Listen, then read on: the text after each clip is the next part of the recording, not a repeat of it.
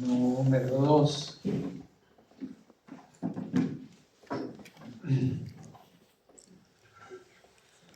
En esta clase los temas son los siguientes: el cerebro, la parte interna, el sistema límbico, la formación reticular, y vamos a terminar con los neurotransmisores. En relación con la morfología interna, vamos a empezar describiendo lo que es la sustancia blanca. Esta representa el 50% del volumen cerebral. Y tenemos tres tipos de fibras: fibras de asociación, fibras comisurales y fibras de proyección. En general, acá lo estamos viendo, muchas de ellas, y en la resonancia magnética, el T1 figura como una hipointensidad, y el T2 como una hiperintensidad, y el T2 sale como una hipointensidad. En realidad, con la tractografía por tensor de difusión, se ha podido ver de que muchos tractos que pensábamos que eran como una función tenían otras. Por ejemplo, la corona radiada, que se pensaba que eran con conexiones de proyección, fundamentalmente, finalmente tienen una asociación de ellas. En relación con las fibras de asociación, son aquellas fibras que conectan diferentes áreas, ya sean próximas o distantes, pero del mismo hemisferio. Y aquí vamos a ver las fibras cortas, también llamadas MU, porque conectan regiones próximas del mismo hemisferio. A diferencia, entre ellas se conocen con el nombre de fibras arcuatas o fibras MU. A ver, vamos a poner esto aquí, no, poco. A ver. Acá, bien. En cambio, las otras, las denominadas fibras largas, son los denominados fascículos de asociación intrahemisférica. Hay algunos de ellos, como el fascículo longitudinal superior, el fascículo longitudinal inferior. Tenemos el fascículo arqueado, el fascículo uncinado, el fascículo del cíngulo, la fibra de la cápsula externa y la cápsula extrema. Vamos a ir viendo cada uno de ellos. El fascículo longitudinal superior, que se encuentra acá en una presentación externa, conecta fundamentalmente el lóbulo frontal con el lóbulo parietal y occipital. Y en una vista interna, vamos a verlo en esta distribución con las mismas conexiones. Si hacemos un corte coronal, vamos a ver que estas fibras transcurren en la parte interna del lóbulo frontal, parietal y occipital. La función es para la atención, el lenguaje y las funciones ejecutivas. El otro fascículo, el longitudinal inferior, lo estamos viendo acá, y conecta el lóbulo temporal con el lóbulo occipital en la vista externa, y esta es en la vista interna. En un corte coronal vamos a ver de que este fascículo discurre en la parte interna del lóbulo temporal y occipital, y la función es la integración visual con la memoria. El siguiente fascículo es el fascículo arqueado, que lo estamos viendo acá en una proyección externa, y conecta, en general se dice que conecta el área de Broca con el área de Wernicke, aunque claro, hay otros estudios que afirman una cosa diferente, pero en general se acepta eso. Y la función y la comprensión y la producción del lenguaje. El siguiente fascículo, el fascículo uncinado en una vista externa, vamos a ver que está uniendo la región órbitofrontal con la región temporal anterior. Y en la vista interna estamos viendo exactamente igual, ¿ok? Bien, la función es el procesamiento emocional y la memoria. El siguiente fascículo muy interesante es el fascículo del cíngulo. En una vista interna vamos a estar viendo esto. En una vista de un corte vamos a ver de que el fascículo transcurre en el interior del giro del cíngulo.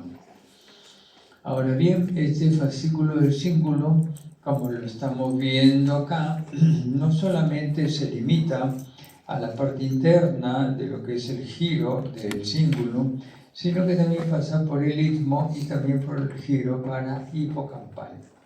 Ahora, la importancia de este giro es de que va a recibir aferencias desde múltiples regiones, como la corteza frontal, parietal, sí, del mismo cíngulo, occipital, temporal, del para-hipocampo, y a nivel del giro para-hipocampal, a nivel de la región entorrinal, a través de las fibras perforantes va a ingresar a lo que es el hipocampo. De tal manera de que aquí el hipocampo va a recibir la información de toda la corteza cerebral.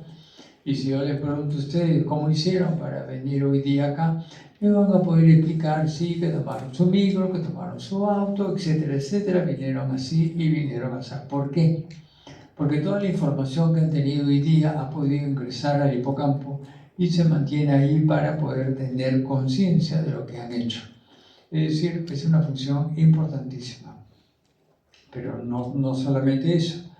Como vamos a ver, también se relaciona con el sistema límbico. De esta manera que la función de este fascículo del símbolo está relacionada con la emoción, atención, control cognitivo y obviamente, como les he explicado, la memoria. Hay un área interesante que es el área de interceptación parietotemporo-occipital, que la estamos viendo acá.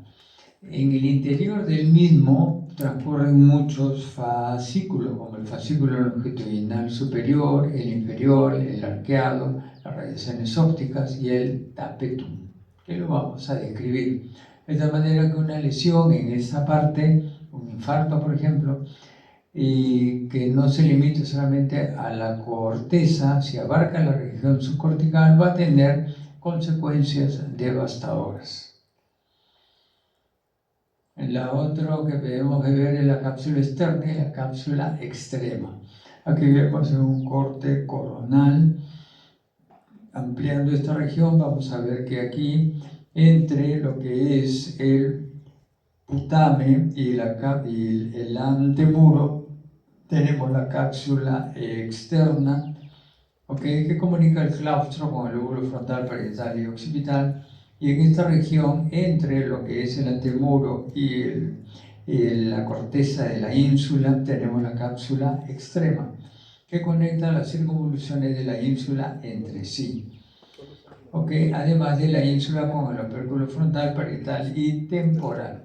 La función está relacionada con la conectividad cortical, la integración sensorial y la motora. En este cuadro tenemos un resumen de lo que hemos hablado, el tipo de fascículo, la localización y la función principal. Bien. Las fibras comisurales son aquellas fibras que van a conectar áreas homólogas de los dos hemisferios. Y aquí vamos a ver lo que es el cuerpo calloso, ¿no? Aquí el cuerpo calloso en sí, que lo estamos viendo acá, tiene componentes telencefálicos y componentes diencefálicos. En el componente diencefálico tenemos la comisura blanca anterior, tenemos el cuerpo calloso propiamente dicho en sí y el fórnix. Estas son las fibras comisurales telencefálicas. Y las fibras comisurales diencefálicas tenemos la comisura avenular y la comisura blanca posterior. Vamos a ir describiendo cada uno de ellos. El cuerpo calloso en sí es la banda fibrosa más gruesa que existe en el sistema nervioso. Está constituido por 300 millones de fibras. Es más voluminoso en los ambidiestros, en las damas y en los músicos. Las damas, como los caballeros, los cerebros no son iguales. Hay diferencias anatómicas y funcionales que nos hacen muy diferentes entre ambos sexos. Diferentes pero complementarios. Cada uno tiene sus peculiaridades. En otra universidad yo enseño las diferencias que hay entre uno y otro. Y las mujeres tienen el volumen del cuerpo calloso más grueso porque trabajan bihemisféricamente. En cambio, los hombres trabajamos más fronto-occipitalmente. Pero bueno, eso ya es otro tema. Las conexiones en espejo se dan entre ambos hemisferios, a excepción de las áreas somatosensorial primaria y la visual primaria. Otra forma de estudiar el cuerpo calloso es conociendo la parte central, que es el tronco del cuerpo calloso y sus radiaciones. En un corte sagital vamos a ver las 4 partes. Tenemos adelante el pico rostro, el radiogeno, que une los lóbulos frontales. Tenemos el cuerpo o tronco que une los lóbulos parietales y temporales. Y tenemos el rodete esplenio que en general une los lóbulos occipitales. Aquí, en este corte coronal, vamos a ver las radiaciones callosas. En la parte anterior, la radiogeno, se separa en abanico formando el forceps menor. Acá el cuerpo tronco se separa formando el tapetum. Y el rodete esplenio se separa las fibras en sí formando el forceps mayor.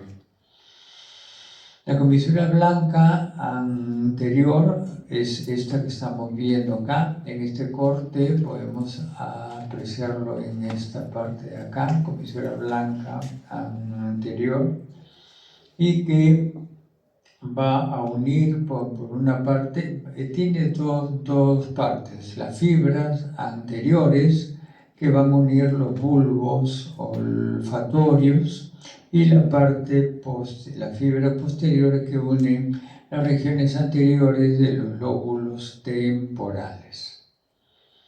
El fornix es una estructura, como lo estamos viendo, que en este caso estamos viendo el fornix del hemisferio izquierdo y acá el fornix del hemisferio derecho.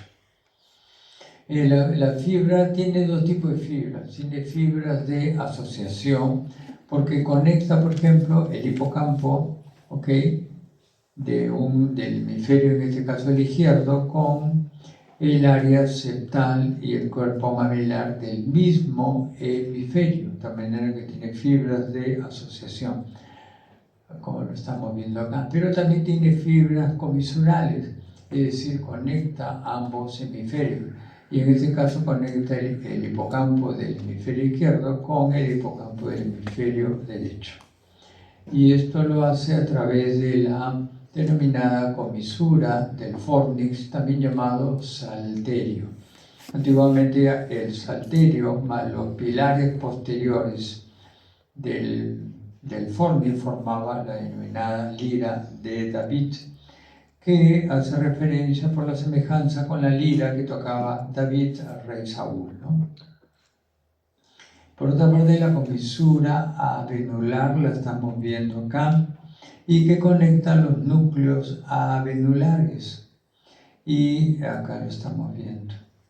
La comisura blanca posterior la estamos representando acá, mientras que la anterior está en la parte superior y anterior de la glándula pineal, La comisura blanca posterior está en la parte anterior e inferior de la glándula pineal. Y aquí la representación de la comisura blanca posterior que va a unir las regiones pretectales de un lado del mesencéfalo con el otro, permitiendo el reflejo consensual.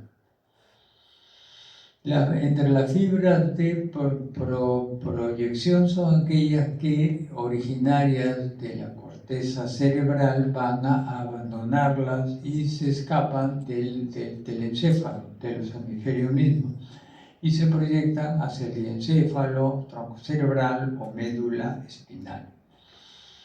Y van a formar lo que se conoce la denominada cápsula interna, que un corte coronal tiene una porción vertical y la otra es la porción horizontal o sublenticular. ¿Ok? Bien, acá tenemos un corte ya no coronal sino transversal. Y la cápsula interna tiene pues un brazo anterior, una parte central rodilla y un brazo posterior, y la parte que escapa esto es la región retrolenticular.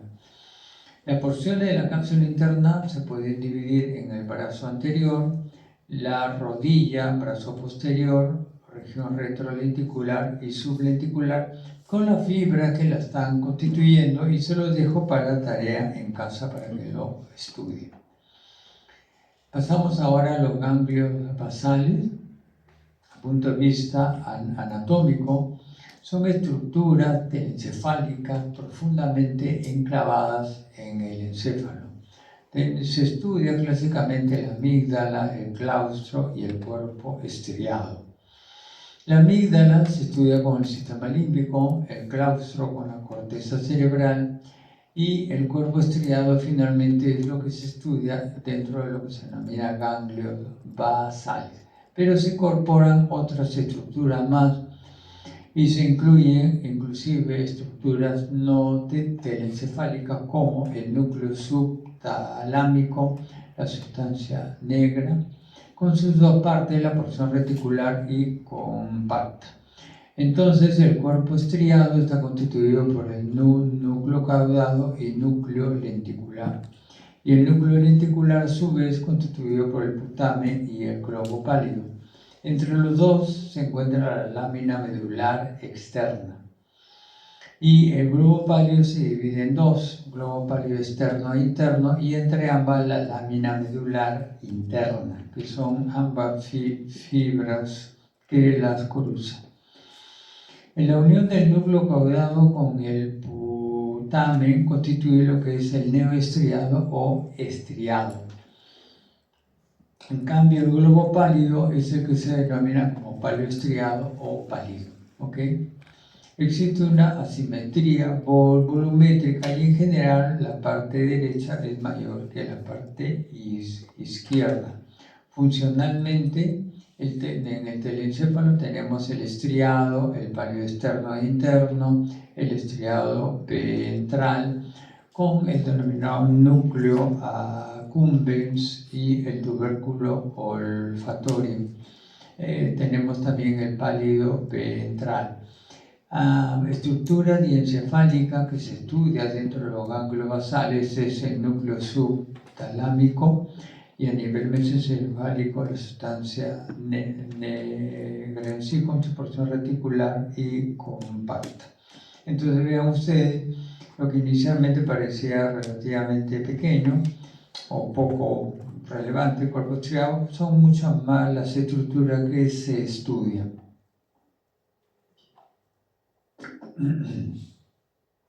Bien, y también el área segmental ventral. Entonces aquí vamos a ver que funcionalmente los ganglios basales que están en este lugar es una parte de una comunicación que existe entre las regiones motoras antes de lanzar la orden. Fracciones de segundos antes de que lance la orden para la motricidad, hay una comunicación hacia los ganglios basales en la cual se les dice vamos a hacer esto, es decir, voy a levantar el brazo, voy a coger algo. Entonces esa programación pasa a los ganglios basales hacen un chequeo de esto, una supervisión, y después de hacer las correcciones, devuelven la información procesada a través del tálamo a la corteza para que pueda finalmente dar una orden depurada, completamente limpia. Y sale la orden de la motricidad. ¿Okay? Bueno, esto ya lo hemos explicado. Respuesta motora. Normalmente se asociaban los ganglios basales con la regulación del movimiento, sin embargo ahora no solamente tiene esas funciones, tiene funciones cognitivas, emocionales, motivacionales, de aprendizaje y de memoria. Alteraciones del mismo pueden dar enfermedad de Parkinson, Corea-Huntington, hemipalismo, síndrome de Tourette, entre otras más. Acá tenemos lo que es el núcleo caudado en verde, núcleo lenticular en azul. Y como referencia anatómica, en rojo tenemos el tálamo y la amígdala, que no se estudian aquí. El núcleo caudado se divide en una parte anterior denominada cabeza, la parte central es el cuerpo y la parte posterior es la cola, que está en íntima relación con la amígdala. Bien, haciendo un corte transversal, ¿cómo hacemos aquí el paso? Ya, ok, haciendo un corte transversal, vamos a ver el corte en A un poquito arriba y el corte en B un poquito más hacia la parte inferior. Vamos a ver en este punto la cabeza del núcleo caudado. Vamos a ver lo que es la cola del mismo, como pueden apreciar acá, que se corta en dos puntos. ¿Ok? Bien. Tenemos el núcleo lenticular constituido hacia afuera por el putamen y la parte interna por el pálido externo y pálido interno. Acá tenemos las denominadas estrías caudoputaminales, que no vienen a ser sino residuos de sustancia gris que pertenecen en parte a la cabeza del núcleo caudado y en parte al putamen. ¿Y por qué razón esto pasa así? Porque hasta las 8 semanas de la edad embriológica, el cuerpo estriado, el cuerpo estriado era una sola composición, un solo núcleo como lo estamos viendo acá. Sin embargo, pasado el tiempo, por ejemplo aquí a las 10 semanas, la enorme cantidad de fibras que atraviesa, una cantidad de fibras que viene desde el neocórtex, atraviesa el cuerpo estriado dividiéndolo en dos. El cuerpo estriado se divide entonces en núcleo caudado y putamen. Y las partes que no han quedado completamente separadas son las estrías caudoputaminales. Así que si el alumno que me dice que las estrías caudoputaminales es sustancia blanca, yo simplemente no sé si lo ahorco, lo quemo vivo, en fin, algo por el estilo. ¿Ok? Acá tenemos el claustro o antemuro. Y aquí tenemos el tálamo. Acá el lóbulo de la ínsula. En la parte izquierda vamos a ver la parte correspondiente a la sustancia blanca. La cápsula interna, acá con su brazo anterior, la rodilla y el brazo posterior. Acá tenemos la región retrolenticular. Acá la cápsula externa, acá la cápsula extrema. ¿Ok? Y los límites del núcleo lenticular se pueden apreciar acá. Lateralmente al núcleo lenticular, que es ese, acá tenemos la denominada cápsula externa. ¿Okay? Medialmente, como lo estamos viendo, está constituido por en dos regiones, desde el punto de vista de un corte coronal, en una región superomedial, ¿okay? y en una región inferomedial. La parte superomedial es la que hemos estudiado acá, como el brazo anterior de la cápsula interna, la rodilla y el brazo posterior y también su región retrolenticular. Eso ya lo hemos visto. En cambio, en la región inferomedial tenemos la sustancia innominada y la región sublenticular del cuerpo calloso. Ahora pasamos a los núcleos en sí. Como en todo, en neuroanatomía tenemos una parte que ingresa la información y una parte que da la orden. En la médula espinal, las astas posteriores son la vía que ingresa la información, porque son sensitivas. Las astas anteriores son las que dan la orden, es decir, la parte motora. Acá funciona igual. Los núcleos de entrada, como las astas posteriores de la médula espinal, y los núcleos de salida, como el asta anterior de la médula espinal. Y entre ellos están los núcleos intermedios. En los núcleos de entrada tenemos el estriado, que constituido por neuronas espinosas e interneuronas. La primera de ellas, 95%.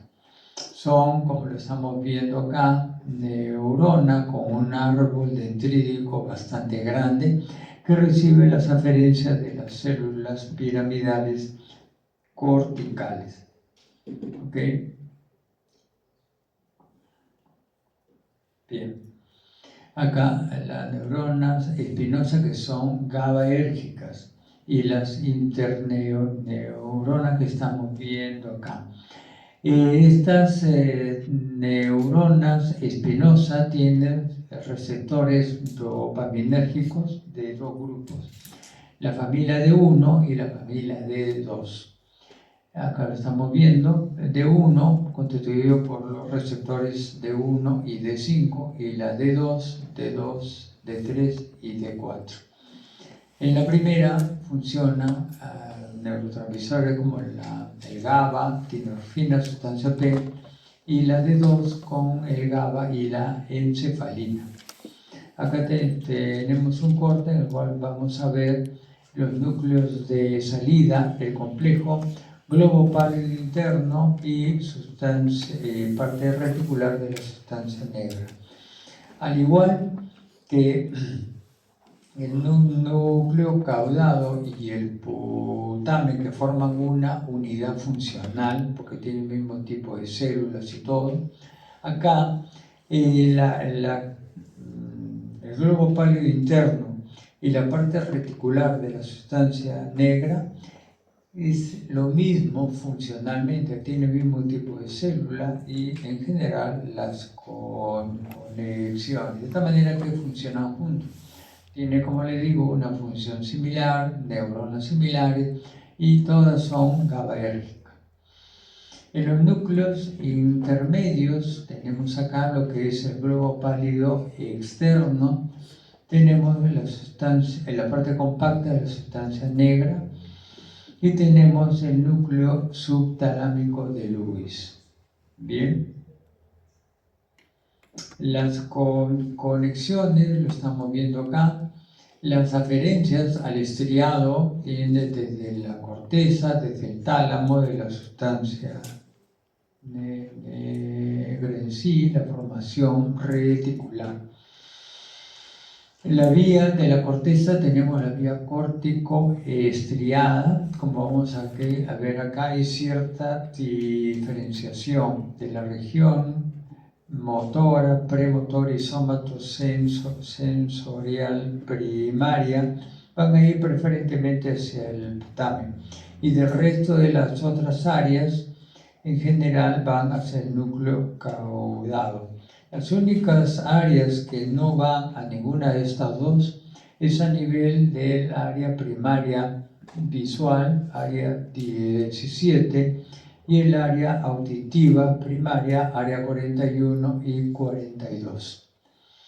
Ok, todas estas vías, tanto uno como el otro, son glutamatérgicas. Las fibras córtico-estriadas son homolaterales, del mismo lado.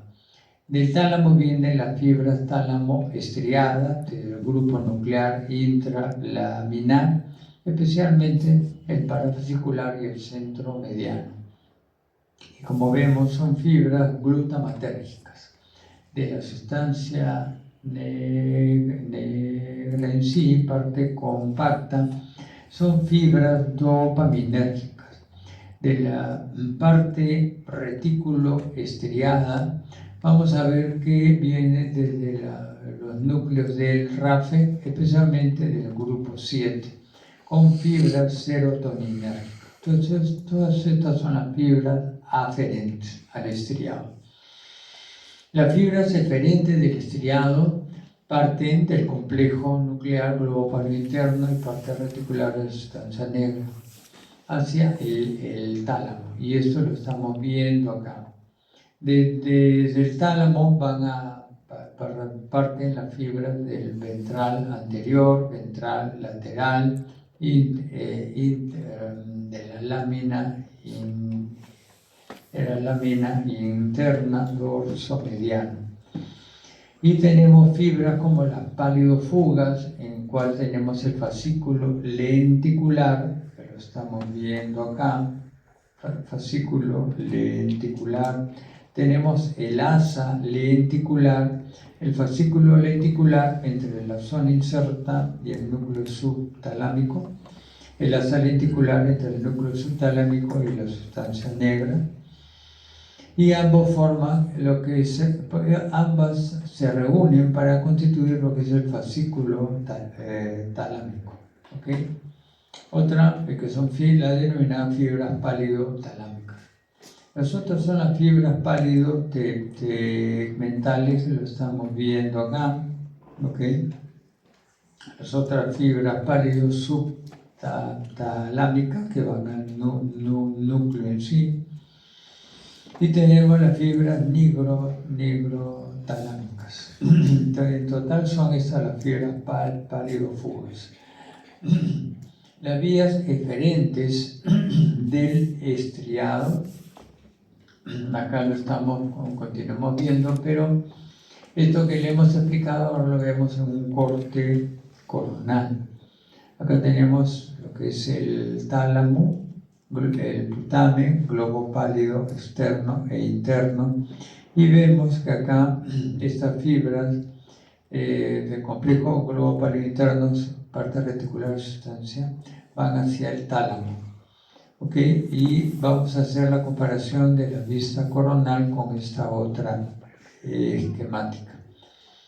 Aquí tenemos lo que es el tracto óptico, el fascículo lenticular, el fascículo talámico, la vía piramidal.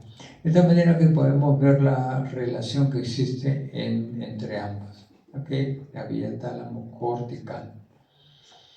En los circuitos básicos ahora vamos a estudiarlo. En general, como les dije, la corteza cerebral se va a comunicar con los ganglios basales. Corteza cerebral, es decir, la parte fundamentalmente la premotora, motora suplementaria, hacia los ganglios basales. Los ganglios basales analizan información y contestan y se van al tálamo, y a través del tálamo llega otra vez a la corteza. Y tenemos algunas asas: asa motora, el asa cognitiva, el asa límbica, el asa oculomotora. El primero de ellos, hay dos vías, la vía directa y la indirecta. La primera tiene 5 grupos neuronales, la segunda tiene 7. La primera activa el área motora suplementaria antes y durante el desplazamiento, y el segundo inhibe al área motora suplementaria. En el primero activa el movimiento y en el segundo lo suprime.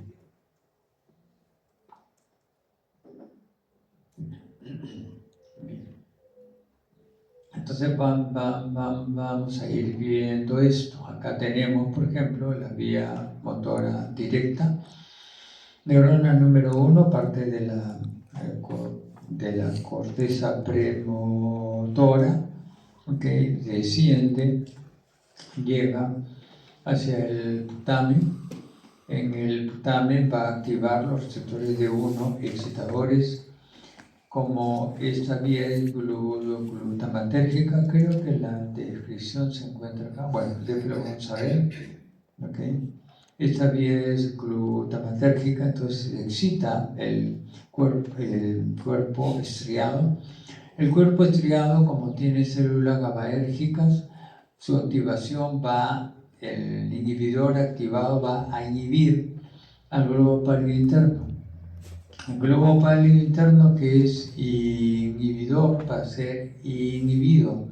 Entonces aquí el inhibidor inhibido ya no inhibe al tálamo.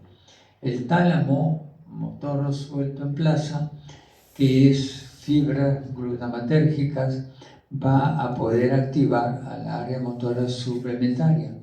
Y el área motora suplementaria, que también son fibras glutamatérgicas, al excitar al excitador, este va a excitar a la corteza premotora y finalmente se activa el desplazamiento.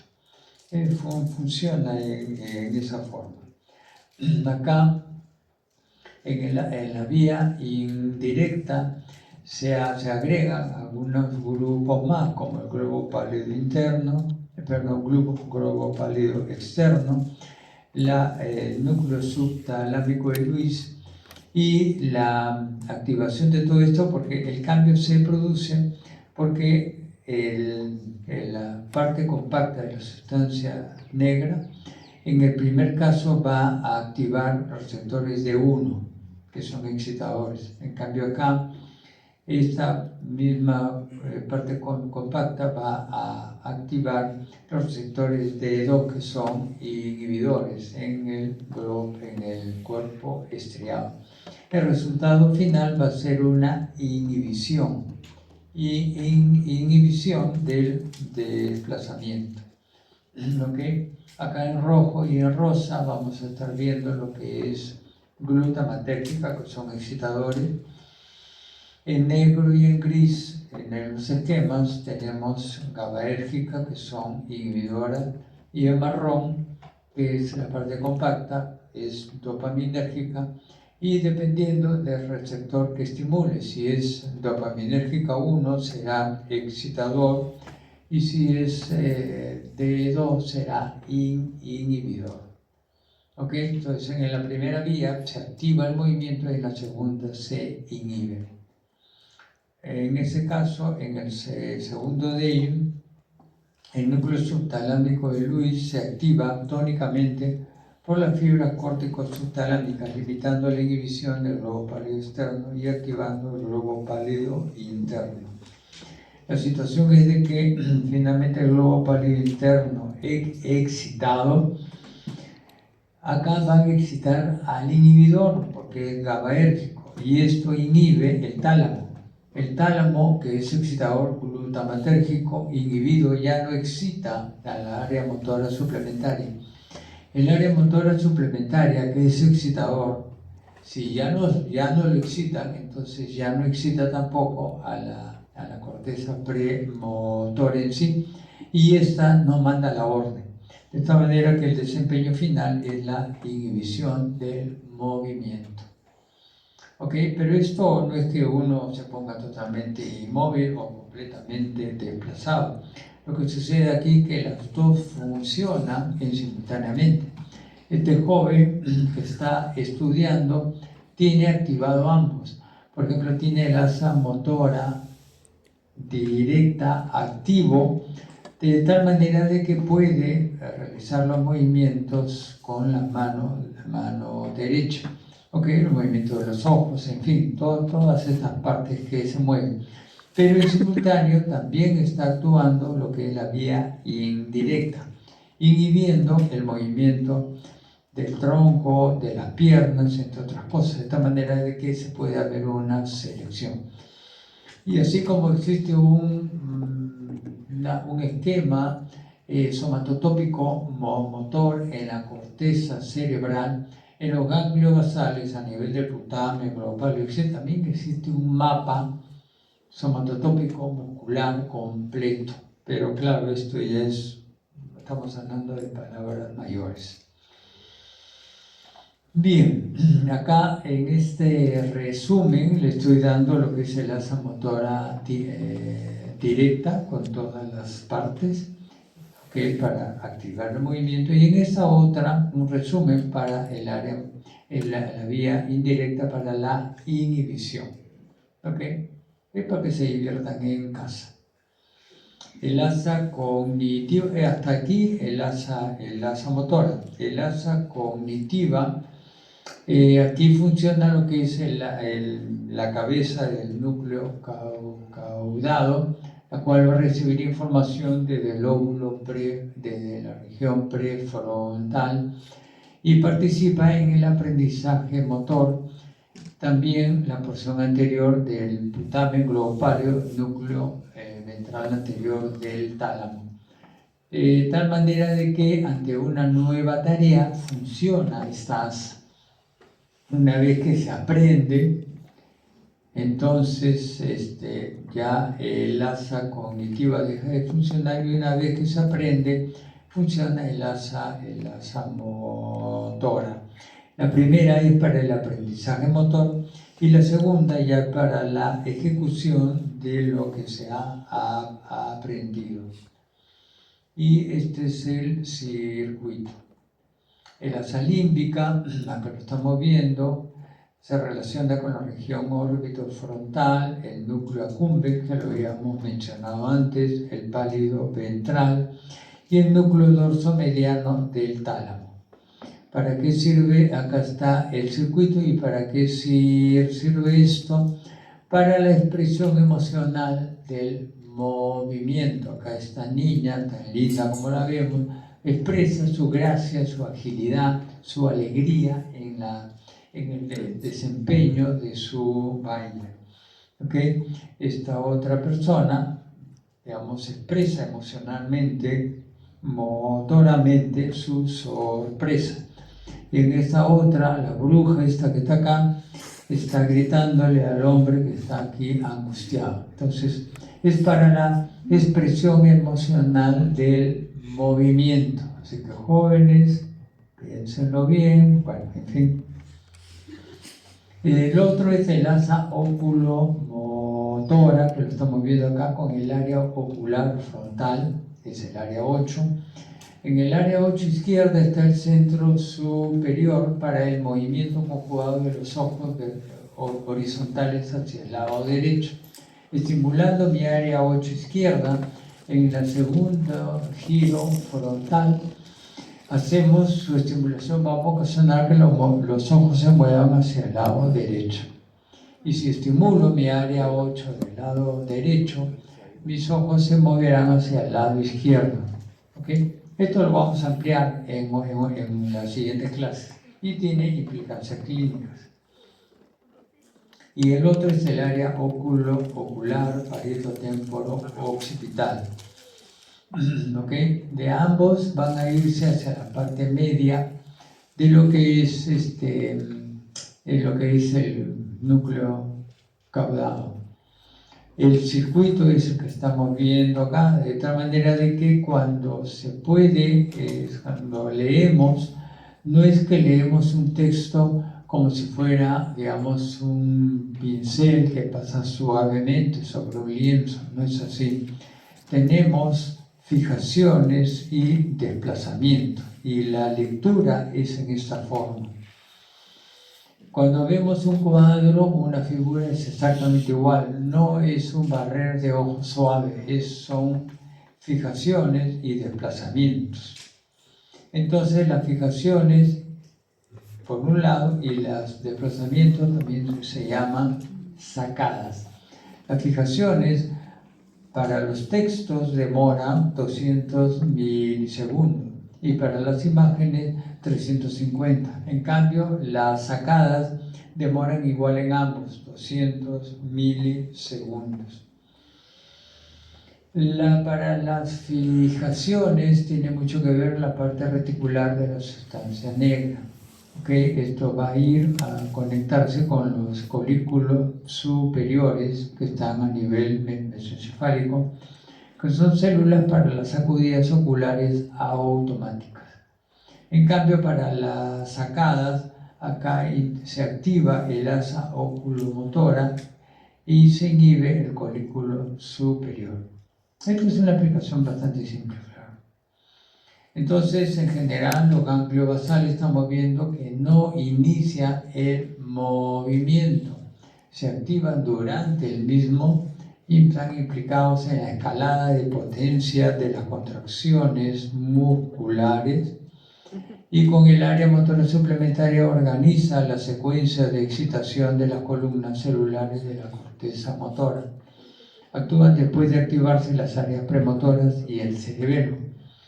El putamen proporciona al área motora suplementaria la codificación del programa motor aprendido, lo que se ensambla en una secuencia apropiada al movimiento. Esas son las funciones de los ganglios basales. Ok, jóvenes, entonces ahora pasamos a un pequeño descanso. Sistema límbico. Con el sistema límbico vamos a ver las partes. El sistema está constituido por 3 regiones cerebrales diferenciadas. Tenemos acá los hemisferios cerebrales, tenemos lo que es el diencéfalo y acá tenemos lo que es el mesencéfalo. Y en cada uno de ellos tenemos diferentes partes. En los hemisferios cerebrales tenemos estructuras corticales y subcorticales. El primero de ellos, el lóbulo límbico, el hipocampo. En el segundo, la amígdala y el prosencéfalo basal. En el diencéfalo tenemos el hipotálamo, el tálamo y el epitálamo. Y en el mesencéfalo, de atrás hacia la parte delantera, tenemos la sustancia gris periacueductal. Tenemos el núcleo tegmental dorsal, el núcleo tegmental ventral y tenemos el núcleo interpeduncular. Ok, vamos a ir revisando, por ejemplo, el lóbulo límbico, el hipocampo, el prosencéfalo basal, la amígdala y las áreas mesencefálicas.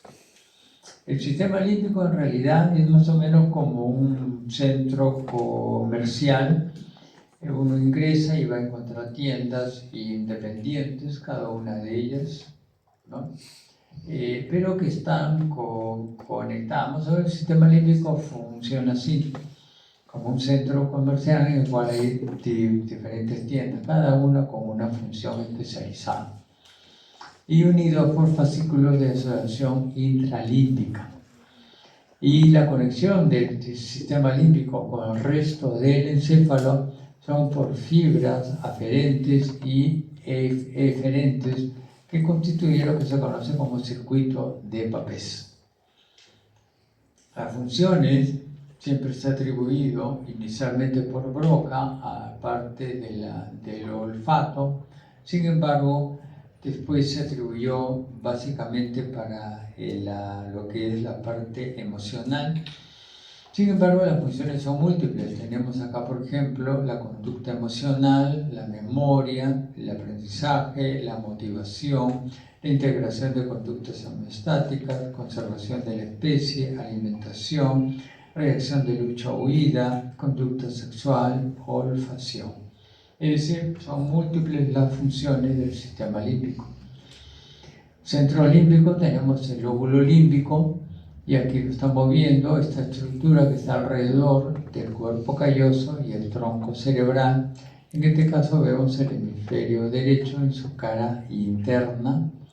Tenemos acá el cuerpo calloso y acá tenemos todo lo que es el lóbulo límbico en sí. ¿Okay? Y tiene 4 partes, como ya lo hemos visto: el cíngulo, el giro para hipocampal, en la región septal y el istmo.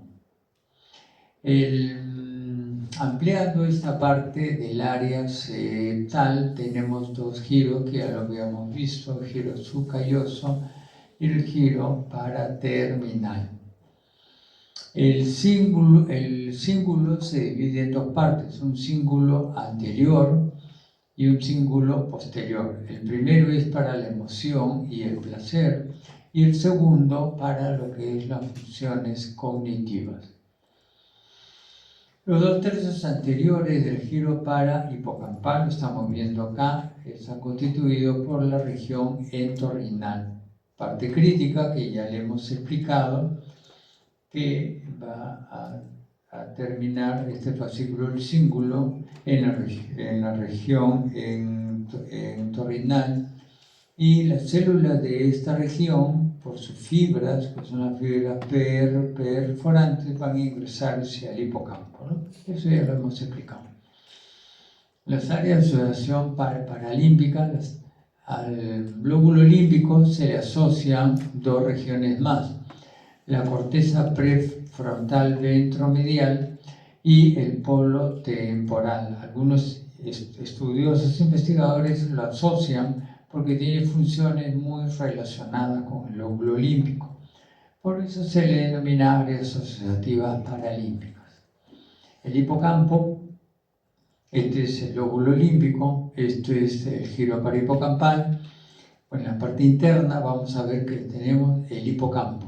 Si el hipocampo hacemos un corte coronal, vamos a ver de que, a diferencia del neocorte, que tiene 6 capas, el hipocampo tiene solamente 3 capas. Es una arquicorteza. Y aquí vamos a ver que está terminando el giro para hipocampal para constituir lo que es el hipocampo.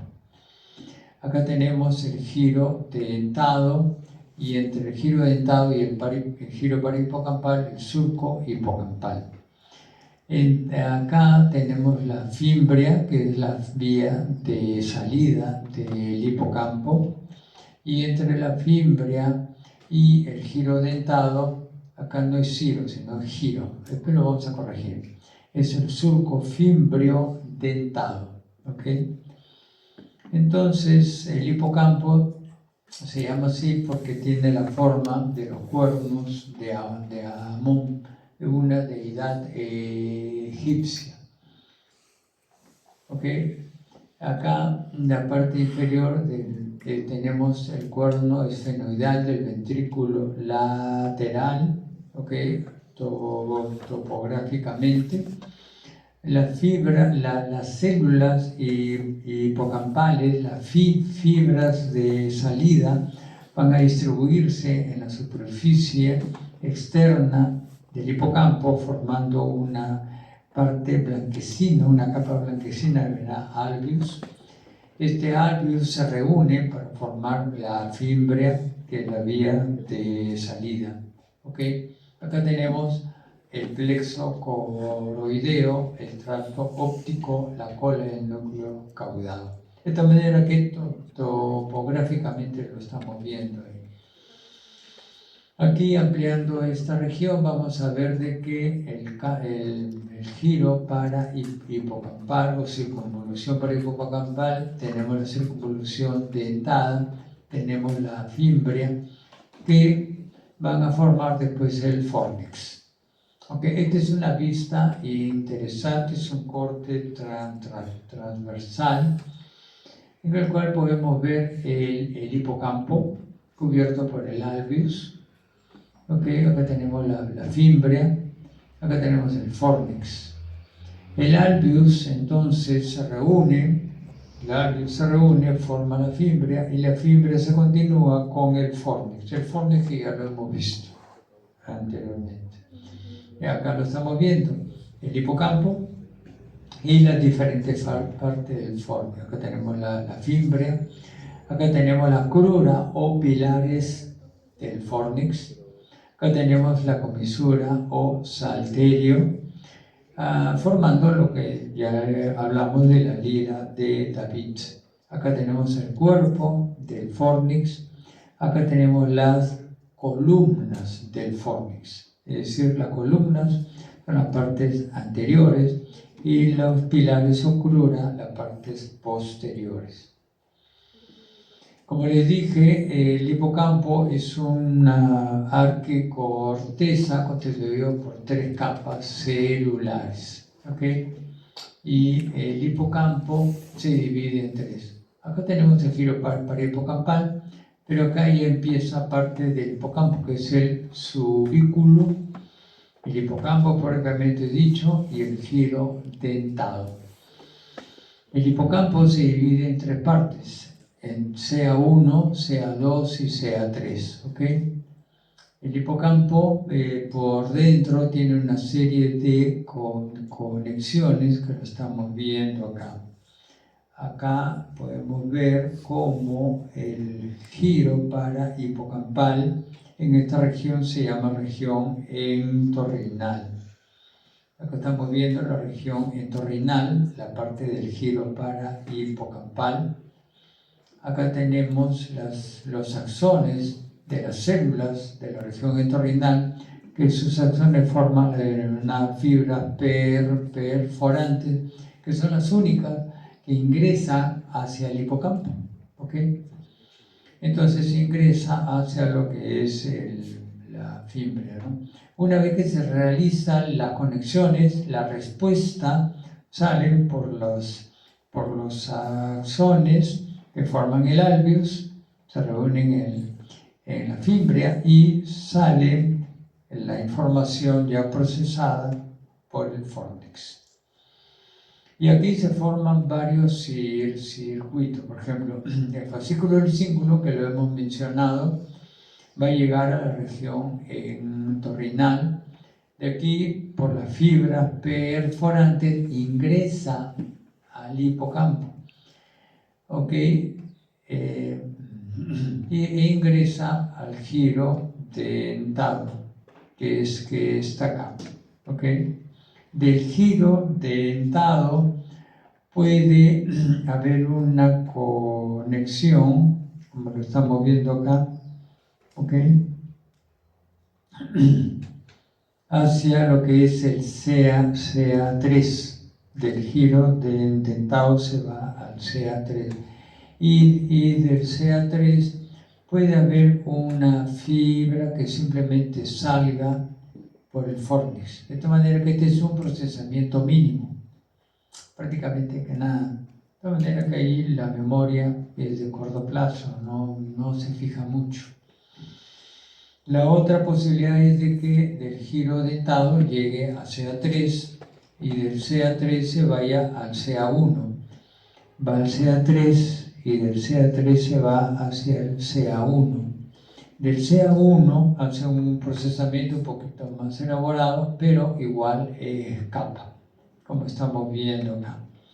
Y la otra posibilidad es de que del giro dentado se vaya al CA3, del CA3 al CA1, pero del CA1 vaya hacia el subículo, del CA1 vaya hacia el subículo.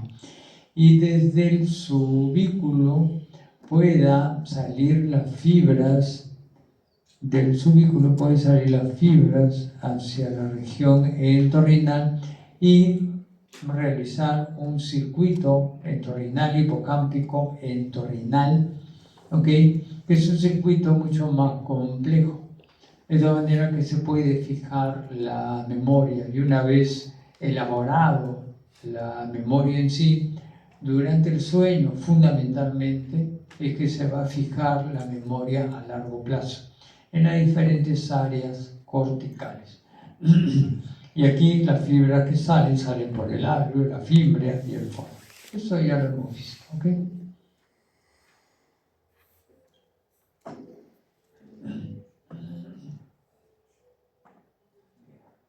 Bien.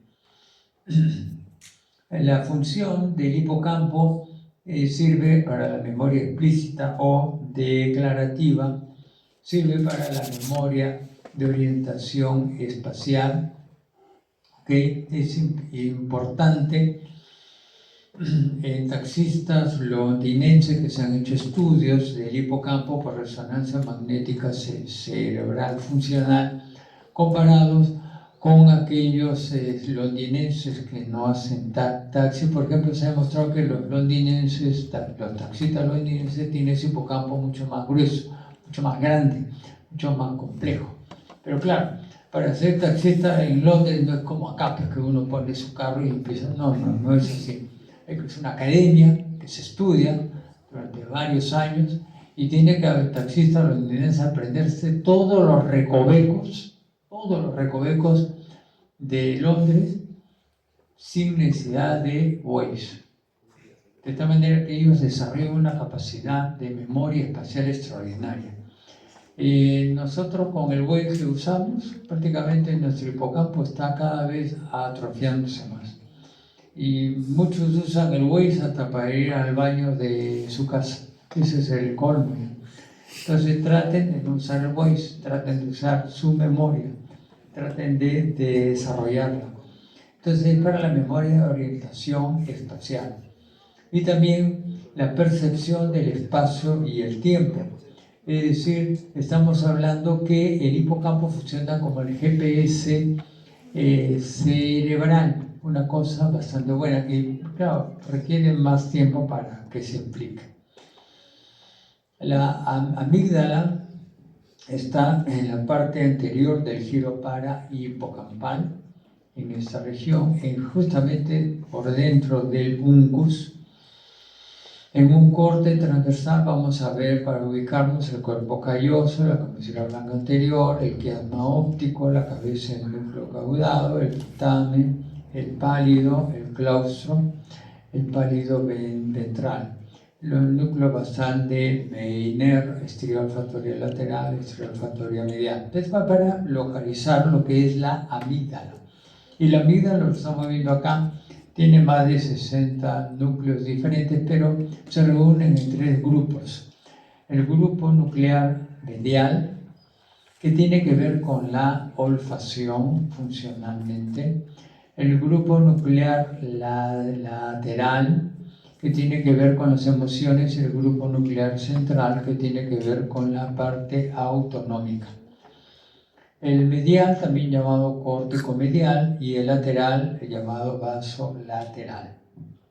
¿Okay? Para recordarlo, podemos tener la mnemotécnica de Moleca. M de olfacción, L de emociones y C de autonómico. Aquí la conexión es el grupo medial, recibe fibras desde el bulbo olfatorio y da una respuesta hacia las mismas zonas y el hipotálamo. El central con el tronco cerebral, es decir, todas estas regiones que tienen que ver con la parte autonómica. Y el lateral tiene amplias conexiones con tálamo, sensorial, etc. Y el corte prefrontal o retrofrontal, etc. Relacionado con las emociones. Las vías de la amígdala, lo vamos a ver acá en este esquema de Nauta, que tiene más de un siglo, pero tiene plena actualidad. Para ubicarnos, acá tenemos el cíngulo, el cuerpo calloso, el bulbo olfatorio, la amígdala, acá el hipocampo, y aquí el fórnix. La estría terminal es esta que estamos viendo acá. Conecta el hipotálamo lateral y los núcleos del lecho de la estría terminal, accumbens y septal. La fibra amígdalo-fuga ventral, que la estamos viendo acá, para los núcleos del tronco cerebral, entre otros más, y recibe información del tálamo, hipotálamo, etc. Y la estría olfatoria lateral, que la estamos viendo acá, recibe información del bulbo y corteza olfatoria y otras vías para el lóbulo límbico y las áreas corticales sensoriales. Es decir, la amígdala tiene funciones importantes en la parte emocional, especialmente sobre la ira o cólera. La amígdala, la estamos viendo acá, la sensopercepción va a llegar normalmente al tálamo, percepción, es decir, la vista, el tacto, la audición, el equilibrio, el gusto, todas estas tipos de sensaciones llegan al tálamo. Y del tálamo a la corteza primaria y secundaria de cada una de estas vías. Y de ahí, recién por una vía indirecta, llega hacia la región lateral de la amígdala. Y la amígdala se entera de esto. Sin embargo, Filogenéticamente no podemos esperar tanto tiempo para una respuesta rápida ante una amenaza. De esta manera que desde el tálamo puede haber una vía directa a la amígdala, es decir, sin percatarnos de lo que ha pasado y la amígdala responder. De esta manera que podemos responder rápidamente, emocionalmente, y después darnos cuenta por qué hemos hecho eso. Porque muchas veces, filogenéticamente, el tiempo cuenta. Más nos demoramos en responder, hay posibilidades de que nos pase algo. Entonces, una vez que se realiza la elaboración de la información y recibe también información de la región medial, la respuesta de la amígdala va desde el grupo central con una triple respuesta hacia la forma conductual de manera motora, una respuesta vegetativa y una respuesta endocrina, porque la amígdala se conecta directamente con el hipotálamo. Y el hipotálamo, como vamos a ver la próxima clase, tiene que ver con múltiples funciones. En conclusión, de la amígdala conecta áreas corticales que procesan diferentes tipos de información con los sistemas efectores del hipotálamo y el tronco cerebral. Tiene conexiones hacia los ganglios basales, modulando el aprendizaje instrumental, hacia la corteza prefrontal, influyendo en la toma de decisiones y la cognición social, hacia el sistema límbico, participando en la consolidación de la memoria, especialmente la memoria emocional, y hacia el prosencéfalo basal y corte retroesplenial, interviniendo en el sistema atencional. ¿Okay? El prosencéfalo basal, un poco más sencillo, está relacionado con la comisura blanca anterior. ¿Okay? Aquí tenemos la comisura blanca anterior, y en un corte más anterior estamos viendo acá las otras partes. Tenemos el núcleo accumbens, ¿okay? Que lo estamos viendo aquí, el núcleo basal de Meynert, ahí el núcleo basal, y los núcleos septales que están en la parte interna de lo que es el giro paraterminal. El núcleo, la función, el núcleo accumbens tiene que ver con el sistema de recompensa, una parte importante en la cual nos garantiza poder tener la oportunidad de repetir algo porque nos gusta, porque nos place, porque tenemos satisfacción. Ganamos un premio, hay un chorrito de dopamina que se libera hacia el núcleo accumbens y nos da bienestar. Cuando tenemos hambre y comemos, qué rico que se siente. Cuando tenemos frío y nos abrigamos. Cuando terminamos el curso de neuroanatomía, nos sacamos 20, la dopamina está que nos inunda porque nos hace saltar. Cuando tenemos sexo, cuando nos damos un abrazo, cuando nos decimos algo cariñoso, cuando damos una donación, todas estas cosas hacen que el sistema de recompensa funcione. Y es una motivación importante. El núcleo basal de Meynert tiene que ver con el sistema colinérgico, los núcleos septales con el sistema de placer. El epitálamo está en la parte superior y posterior del tálamo óptico, en esta región posterior, constituido por el trígono avenular, que es un pequeño triángulo en la parte posterior medial del tálamo, ángulo dorsomedial. El núcleo avenular medial y lateral también lo tenemos ahí, la comisura de la avénula, que conecta los núcleos avenulares de cada lado, la comisura blanca posterior, que ya lo hemos visto, la glándula pineal epífisis para la producción de la melatonina y la estría medular, y el tracto avénulo interpeduncular o retroreflejo, que lo vamos a ver ahora. Acá tenemos los núcleos avenulares, el núcleo medial y el núcleo lateral. El medial es acetilcolinérgico y el lateral es dopaminérgico y serotoninérgico. En verde son fibras aferentes y en azul las eferentes.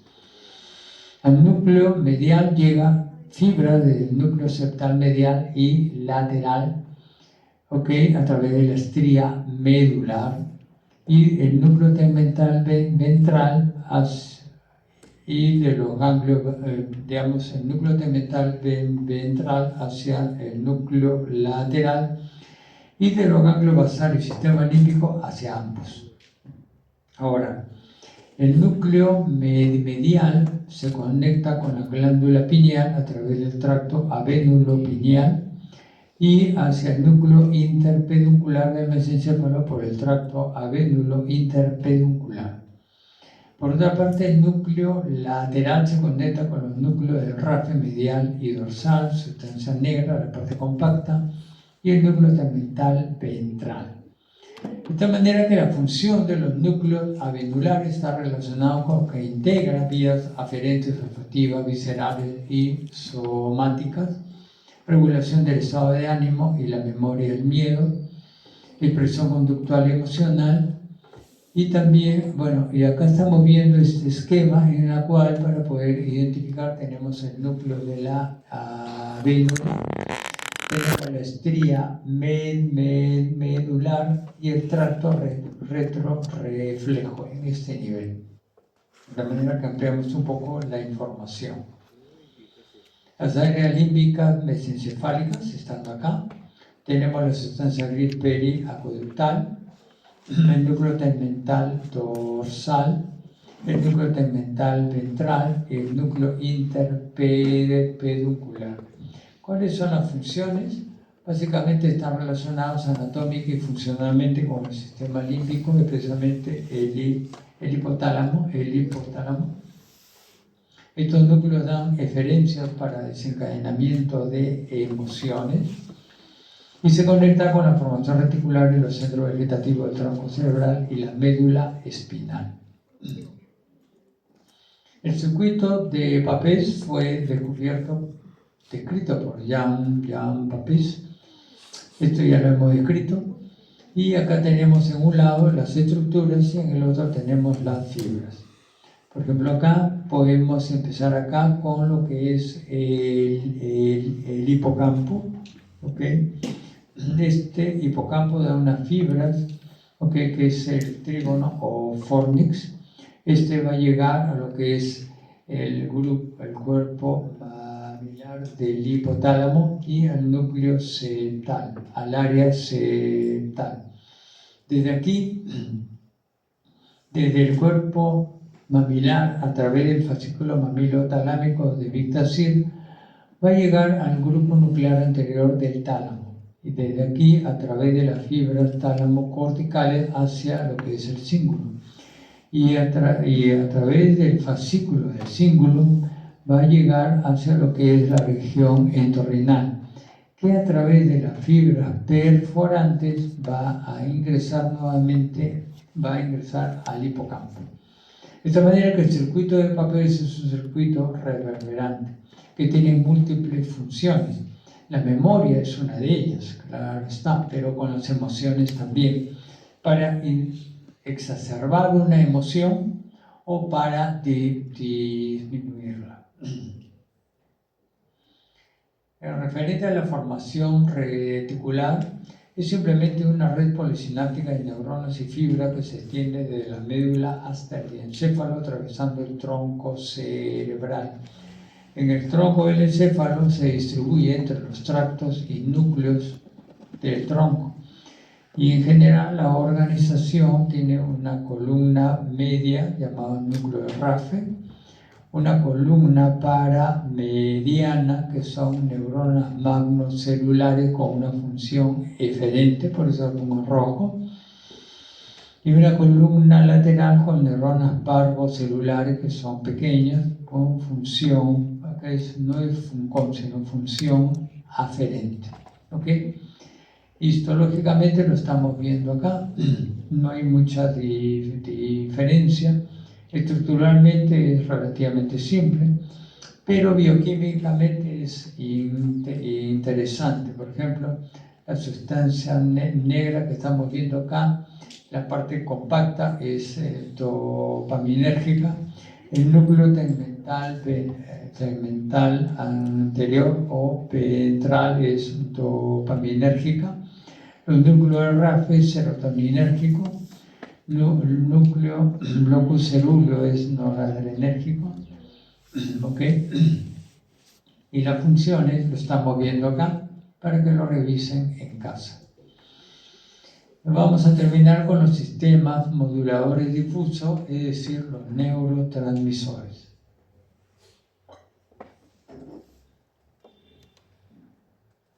Bien, empezamos con el sistema colinérgico.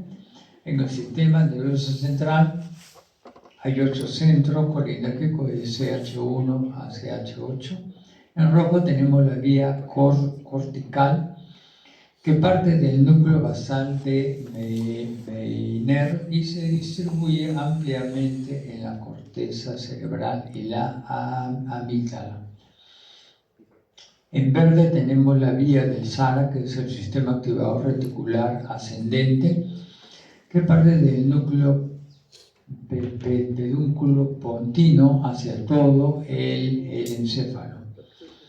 En celeste tenemos la vía septo-hipocampal con los núcleos mencionados y que se van hacia lo que es el hipocampo, la vénula y el núcleo interpeduncular. Y la vía olfatoria en negro hacia el núcleo de la banda diagonal de Broca, paleoventral y accumbens hacia lo que es el bulbo olfatorio. En el sistema periférico van a formar parte de lo que son las neuronas preganglionares tanto simpáticas como parasimpáticas, además de las neuronas postganglionares parasimpáticas. Acá lo estamos viendo. Entonces la acetilcolina funciona ahí. Además de eso, también a nivel de la unión neuromuscular, y sus funciones tienen que ver con el ritmo sueño-vigilia y las otras que les estoy dejando para que lo revisen en casa. El noradrenérgico, sistema nervioso central, constituido por 7 centros, de A1 a A7. El más importante es el locus coeruleus, el cual parte de una vía tegmental dorsal hacia el corte mesencéfalo, epitálamo y sistema límbico. La vía cerúleo cerebelosa, que va hacia los núcleos y corteza cerebelosa, la vía cerúleo espinal, con el núcleo olivar inferior, dorsal del vago y la médula espinal. Y los otros 6 centros, van a formar la vía tegmental ventral hacia el hipotálamo y el bulbo olfatorio, y la vía bulbo espinal ventral hacia el asta anterior de la médula espinal, activándolo. La vía bulbo espinal dorsal hacia el asta lateral para la parte simpática y el asta posterior de la médula espinal dentro del sistema inhibidor o antinociceptivo. En el periférico va a formar las neuronas postganglionares del sistema simpático. Las funciones del sistema noradrenérgico se lo dejo acá para que se diviertan en casa. Sistema adrenérgico, tenemos, es más sencillo, 3 centros desde C1 a C3. Las vías ascendentes van hacia el tálamo, núcleo de la línea media, hipotálamo, región periependimaria, y las vías descendentes hacia lo que es el asta lateral de la médula espinal. En el sistema periférico tenemos, por ejemplo acá, usualmente, acá estamos viendo cómo las neuronas postganglionares simpáticas liberan noradrenalina en el órgano mismo. Pero sin embargo, la otra forma es esta, de que del asta lateral de la médula espinal, neurona número 1 simpática en uno y en el otro lado, en el primero termina en un ganglio y en el segundo termina en la médula de la glándula suprarrenal, donde las células no van a tener axones. Las células secretan la noradrenalina directamente a la vía sanguínea para cumplir las funciones simpáticas en todo el cuerpo. ¿Ok? Las funciones lo estamos viendo acá. El sistema histaminérgico, la histamina, sistema nervioso central, es más sencillo que el núcleo tubero-maxilar del hipotálamo, que, digamos, se distribuye ampliamente por todo el encéfalo. Las funciones están aquí. ¿Okay? El sistema serotoninérgico, serotonina en el sistema nervioso central, parte de los núcleos del RAFE, que ya lo hemos visto, y se distribuyen tanto a nivel cortical, cerebeloso, e inclusive hay otras que van hacia la médula espinal. La vía es ascendente hacia el córtex y el diencéfalo, y la vía descendente hacia la médula espinal.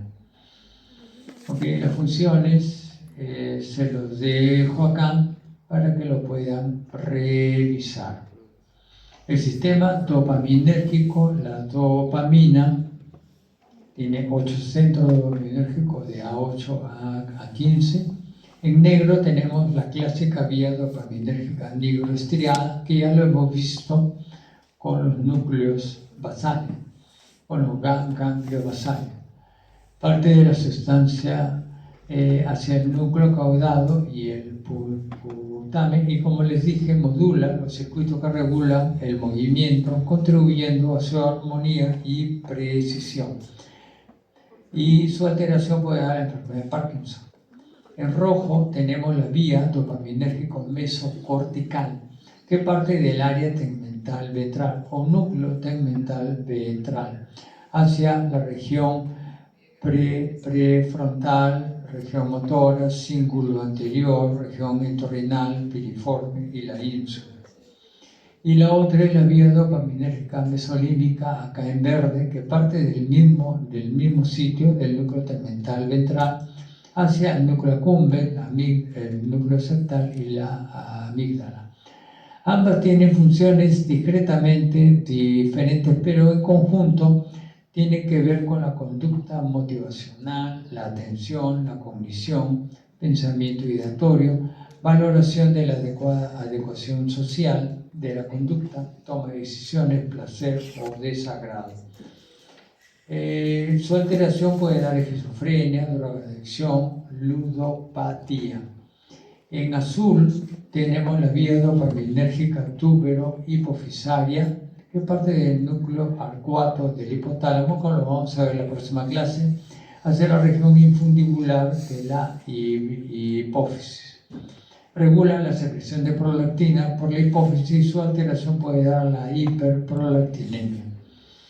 La vía dopaminérgica inserto hipotalámica, tenemos que ampliarlo esto acá, de tal manera que para que se ubique uno tenemos el núcleo caudado, núcleo accumbens, núcleo ventricular, el tálamo óptico, núcleo de la vénula, y aquí tenemos los diferentes núcleos y centros hipotalámicos en el hipotálamo anterior, en el hipotálamo posterior y en la zona inserta.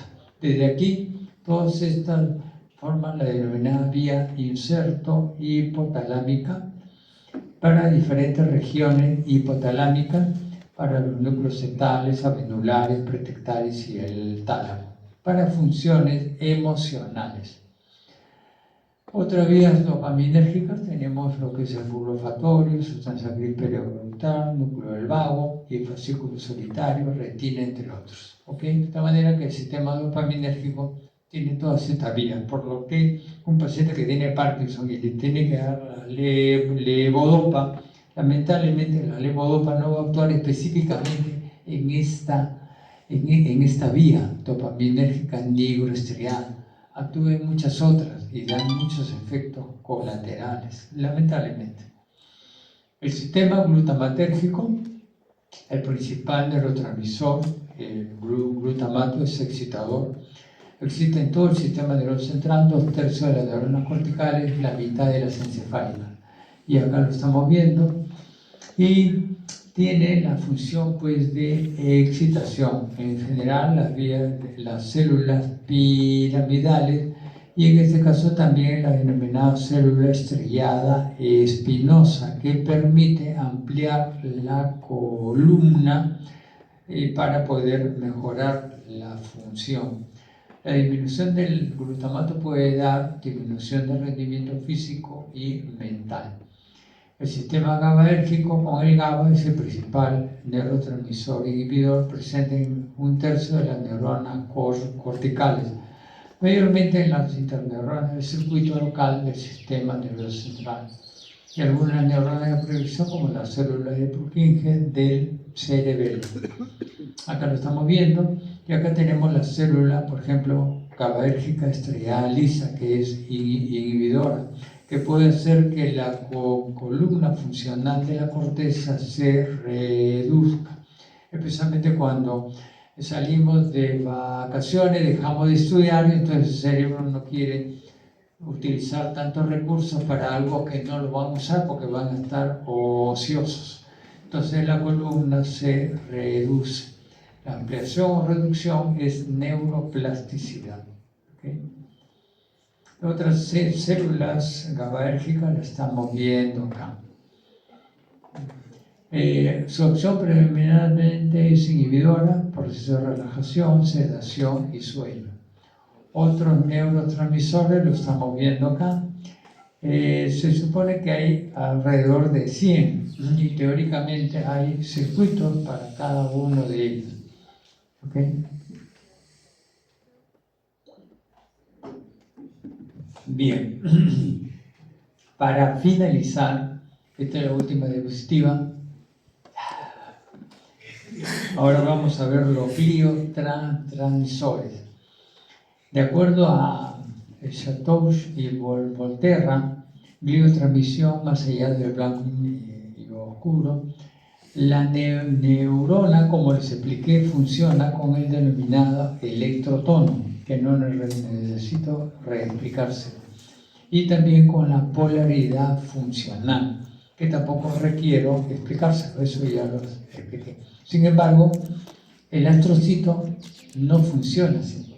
No tiene ni electrotono ni polaridad funcional.